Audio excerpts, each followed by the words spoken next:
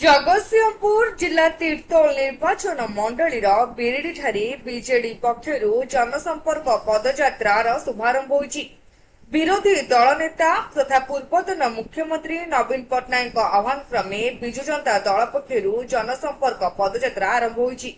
तीर्तोल निर्वाचन मंडली बीजेडी विधायक डॉक्टर रमाकांत भोई नेतृत्व में बिरिडी ब्लॉक बीजेडी सभापति रवींद्र राउल, पूर्वतन बीजेडी जिला सभापति रविनारायण जेना, जिला परिषद सभ्या ब्लॉक उपाध्यक्ष प्राय 2000 ऊर्ध्व विजु जनता दल नेता और कर्मी माने जनसंपर्क पदयात्रा सामिल होते। विरोधी दल हिसाब से विजु जनता दल को आगू किपर संगठित से नहीं पदयात्रार मुख्य लक्ष्य बोली तीर्तोल विधायक डॉक्टर रमाकांत भोई कहिथिबा बेले बीजेडी कर्मी माने बेस उत्साहित थिबा देखा जाउछि। एही पदयात्रा बिरिडी ठारे आरंभ होइथिबा बेले आगामी दिन में विभिन्न ब्लॉक पंचायत मानकरे कराजिबो बोली बीजेडी नेता और कर्मी माने कहिसंती। ओडिशा रे विकास वार्ता किपरि साधारण लोकक निकट रे पहुंचिबो और विभिन्न जनहितकर योजना किपरि घरे घरे पहुंचिबो से नै एही जनसंपर्क पदयात्रार लक्ष्य बोली बीजेडी पक्षरु कहा जायछि। बीजेडी दल आपण देखि पारथुबे कोन उत्साह अछि कि नाही, तेनु आमे कहिबा बाहुल्य हबो। आपण निजे आछंती, आपण सचक्रे देखंतु 2000 रु ऊर्ध्व कर्मी आज सामिल होइछंती हमर विजु जनता दल कार्यक्रम रे मान्यवर विधायक नेतृत्व रे। तेनु आपण माने देखुचंती हमर एमिति काहर काम दाम अछि कि आसी पारनी, किंतु हमर बिरिडी ब्लॉक विजु जनता दल रे कोनोसी प्रकार दिमत नाही किबा कोनोसी प्रकार विशृंखला नाही।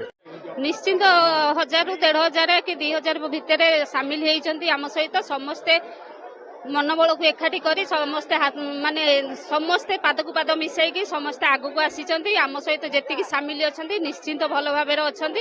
जो गुजबटा उठुची से गुजबटा मिछ, तो आम भितर बिरिडी ब्लॉक रे समस्ते समान।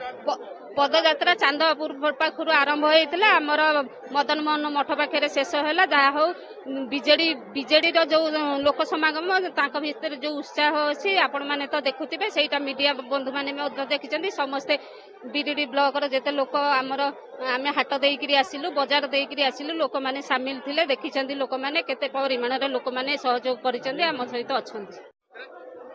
विजु जनता दल बिरिडी ब्लॉक रे जो पदयात्रा आरंभ होती ये विजु जनता दल गोटे धारावाहिक कार्यक्रम। ये किसी नूतनत्व ना।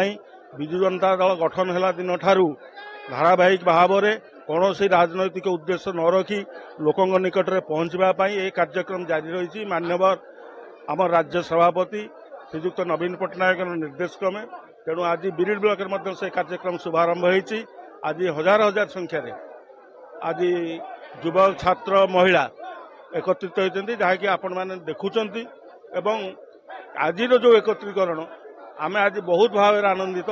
ये सरकार उपरे वर्तमान लोक किभली भाव में बीतस्पृह, महिला माने किभली बीतस्पृह, युवक माने किभली बीतस्पृह आज स्वेच्छाकृत भाव में आज राजरास्ता को ले आसुंच यार जवाब देवाई एवं ये गोटे सफल पदयात्रा है। रीता संघ रिपोर्ट तीर्थक्षेत्र लाइव।